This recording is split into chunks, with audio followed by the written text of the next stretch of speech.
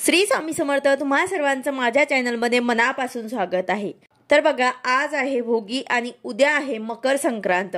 तर मकर संक्रांत महिलांपासून तर मुलांपर्यंत सगळ्यांच्या आवडीचा सण आहे. नववधूंसाठी तर हा सण खास असतो, कारण नववधूला हलव्यांचे दागिने घालून तिला सजवलं जातं. लहान मुलांची लूट केली जाते, त्यालाच बोरहान असंही म्हटलं जातं.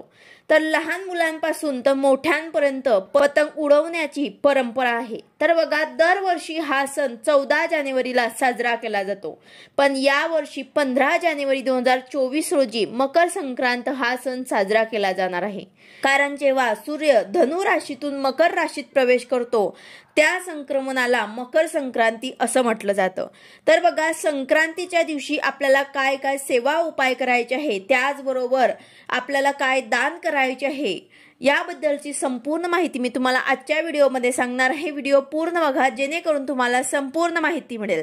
जर तुम्ही चॅनलवर नवीन असाल तर चॅनलला सबस्क्राईब करायला मात्र विसरू नका आणि व्हिडिओला लाईक करायला मात्र विसरू नका.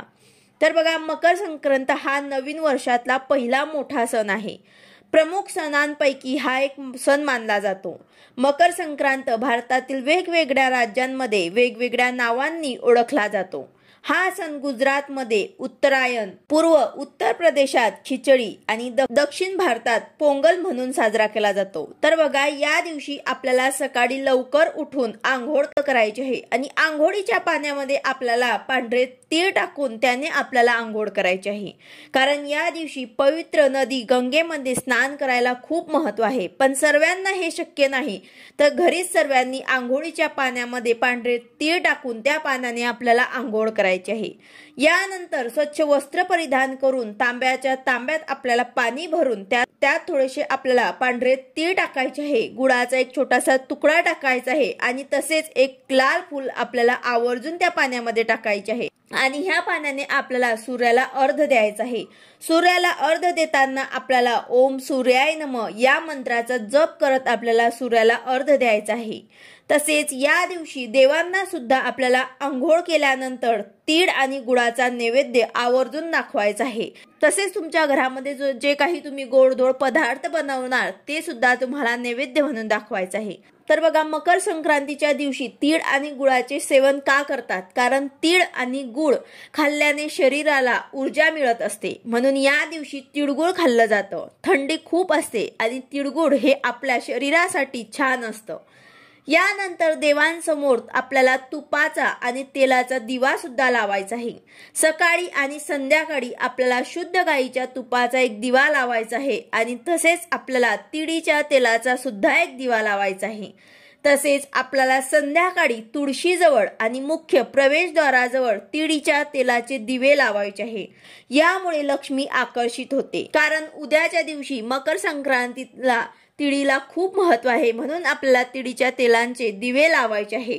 तसेच तुम्ही शनी मंदिरामध्ये सुद्धा एक तिळीच्या तेलाचा दिवा लावू शकतात, जेणेकरून तुमच्या कुंडलीमध्ये जर शनी दोष असेल तर तो नाहीसा होईल. त्याचबरोबर जर तुमच्या घरामध्ये आर्थिक अडचण असेल तर तुम्हाला सर्व कुटुंबातल्या प्रत्येक व्यक्तीच्या डोक्यावरून पायांपर्यंत एक एक मुठ्ठी काळे तीळ जे आहे ते 7 वेळा उतरून घ्यायचे आहे.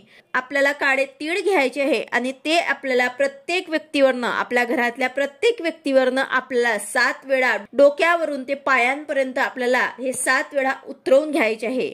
आणि हे उतरल्यानंतर आपल्याला हे घराच्या दक्षिण दिशेला फेकायचे आहे. यामुळे आर्थिक चणचण भासणार नाही.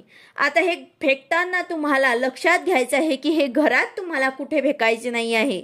हे तुम्ही गच्चीवर जाऊ शकतात किंवा मग तुम्ही बाल्कनीमध्ये जाऊ शकतात. जिथे तुम्हाला दक्षिण दिशेकडे फेकता येतील त्या ठिकाणी तुम्हाला उभं राहून हे फेकायचे आहे. त्याचबरोबर कोणा दुसऱ्यांच्या अंगावर पडणार नाही, कोणाला यामुळे काही त्रास होणार नाही, हे सुद्धा तुम्हाला लक्षात ठेवायचं आहे. तर याने तुमच्या घरातली नकारात्मकता असेल, वाईट दोष असेल, वाईट शक्ती असेल तुमच्या घरामध्ये, ते सुद्धा बाहेर जाईल. तर अशा प्रकारे तुम्हाला काळ्या तिळाचा हा प्रभावी उपाय आवर्जून करायचा आहे. तसेच मकर संक्रांतीच्या दिवशी गुळ, तूप, मीठ आणि तीळ याशिवाय काळी उडद, डाळ, तांदूळ हे सर्व तुम्ही गोरगरिबांना दान करू शकतात. या दिवशी अन्नदानाला खूप महत्त्व आहे, तर तुम्ही गोरगरिबांना अन्नदान करू शकतात। त्यामध्ये तुम्ही फळं दान करू शकतात किंवा मग खिचडी दान करू शकतात। यथाशक्ती तुम्हाला जे जमेल ते तुम्हाला दान करायचं आहे। एवढेच नाही तर या दिवशी घरी उडीद डाळ खिचडीही तुम्ही खाऊ शकतात।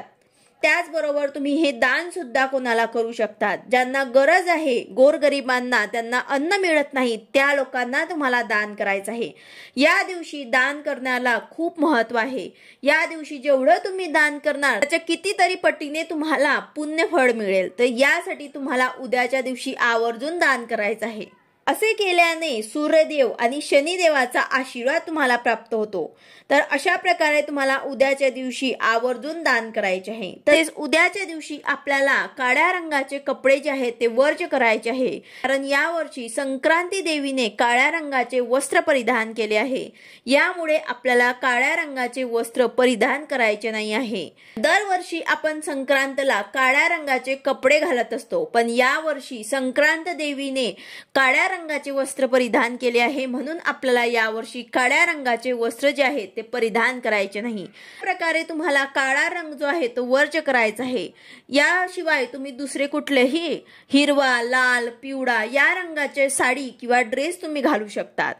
ज्यांना हे नियम पाळायचे असतील त्यांनी पाळायचे, ज्यांना पटत नाही त्यांनी काळ्या रंगाचे वस्त्र परिधान केले तर ते तुमची इच्छा। तेच मकर संक्रांती या दिवशी एकमेकांच्या घरी जाऊन तिळगुळ देऊन आपल्या मनातला क्रोध, लोभ, भांडणं विसरून एकमेकांशी तिळगुळ घ्या आणि गोडगोड बोला, असं बोलून आपल्याला आपल्या संबंधित लोकांसोबत एकत्र होऊन हा सण जो आहे तो साजरा करायचा आहे।